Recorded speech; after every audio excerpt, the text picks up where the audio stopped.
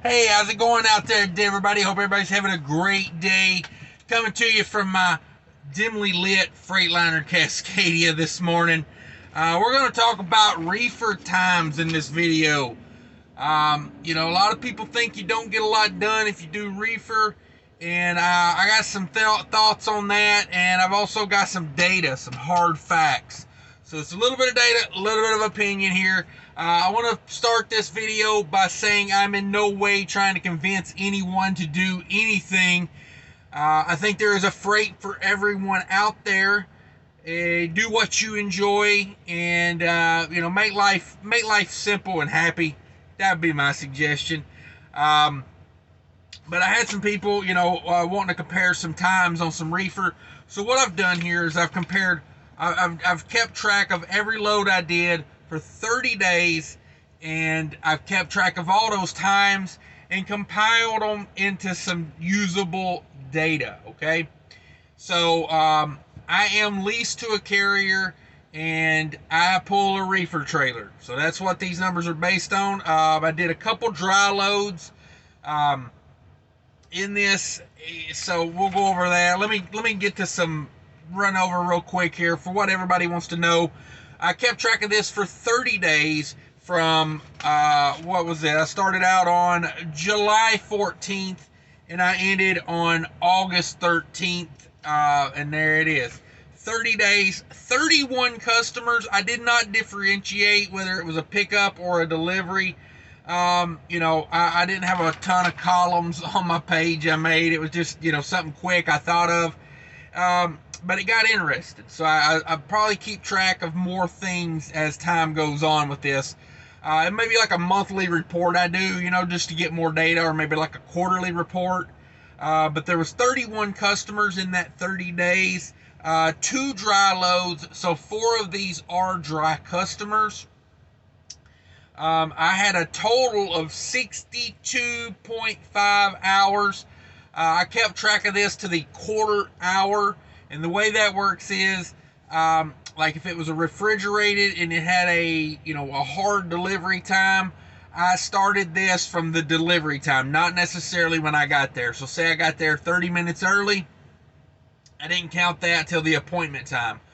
And like if it was first come, first serve, I do it from, the time I checked in to the time I left to the quarter hour. So total hours was 62 and a half. So maybe surprising to some people. Now, we had the who's who of time wasters in here.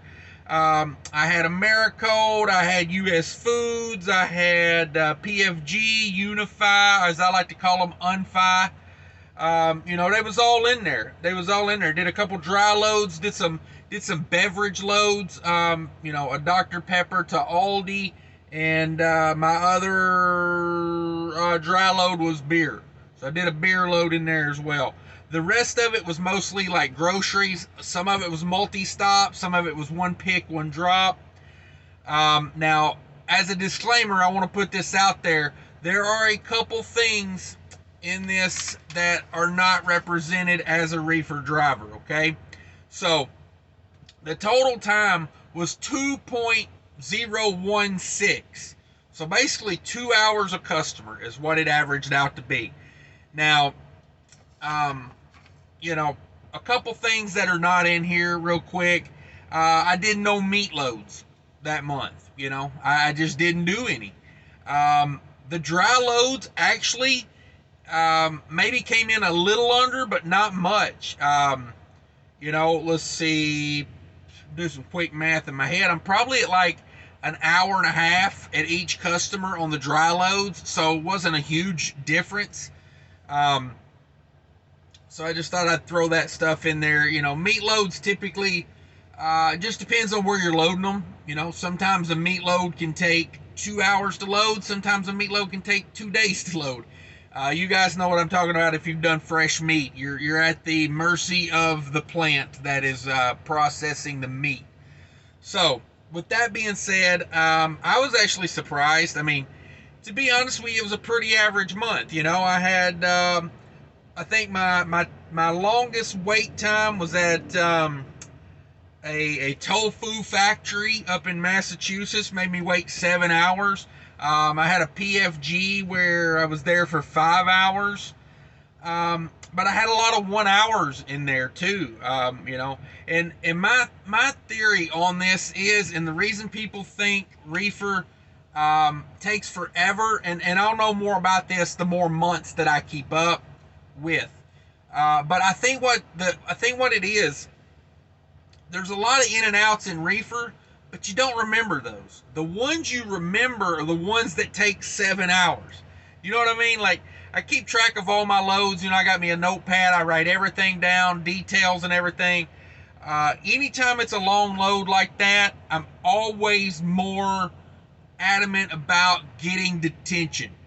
So, I don't know. Maybe it's like Reefer. It's like maybe your average wait time is pretty similar, but you have some extremes in there, and that's what like sticks in your head.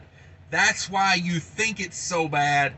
And like I said, this is not definitive data. This is just my opinion of like looking over what data I have right now. Because I'm like, after a month, like, and I'm not trying to fudge numbers for anybody's gain. You know what I mean? Like, I actually rounded up, like on most of these, like if it was, like an hour, 50 minutes, I'm going to 2 hours with it. So, who knows? Maybe it's perceived because, like the 7 hour wait. I remember that one. That one sticks in my head more than any of these others. I look back through some of these and I'm like, I don't even remember going to this place. I had to look it up on Google Maps, be like, did I go here? Did I sit there for 4 hours? But the two that I do not, like, I will not forget for a while is the 7 hour and the 5 hour. I definitely, those are the ones that stick in my head. So we'll know more the more data I collect. I just wanted to put this out there because I know a few guys was wanting to compare numbers, doing drive-in or flatbed or whatever. For me personally, I like Reefer. And like I said in the beginning, there is a freight for everyone, in my opinion. You just got to find the one that works for you. I like Reefer. I feel like the miles are more profitable, but am I saying you make more profit? Not necessarily, not over time, because, you're on a strict schedule most of the time with these shippers and receivers, versus, if you got a nice flatbed load where you can show up first thing in the morning, get unloaded, and I got to wait till friggin' 3 p.m. to get unloaded, similar run. So I think the miles you run are more profitable to me, it seems like, but it doesn't necessarily mean you make more profit. So that's my theory on it. Try new things, try the freights that, try things that you think you might like. And that's kind of where I'm at with it. But we'll come back maybe a month or two. I'm going to keep track of some more, and we'll get the data from that.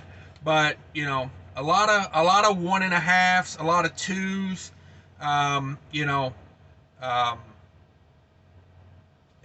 It was kind of surprising to me, like, especially like these smaller places. You make up a lot of ground on these smaller places.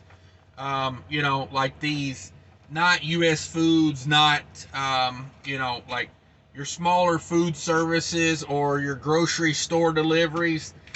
You make up a lot of ground on those. So that's how it shakes out, guys. Thanks for watching. If you enjoy this kind of content, do me a favor, subscribe to the channel. I always enjoy having new channel subscribers. Lots of stuff in the description. If you're an owner-operator, you buy your own fuel, check out the Mudflap, sign up with my link, get yourself $10 in free fuel, gets me $10 in free fuel. I do appreciate it. I got another channel down there, Trucking with Diabetes. Check that out if you're interested in that. Trying to build a community over there. I'm not trying to tell you how to live your life because obviously I make lots of mistakes, but just trying to build a community over there, and kind of like I did here, except more based on trucking and health than trucking and money. So check that out. The merch tent's open. Check out the Cash is King merch. Thanks everybody. Take care of each other out there. Until later.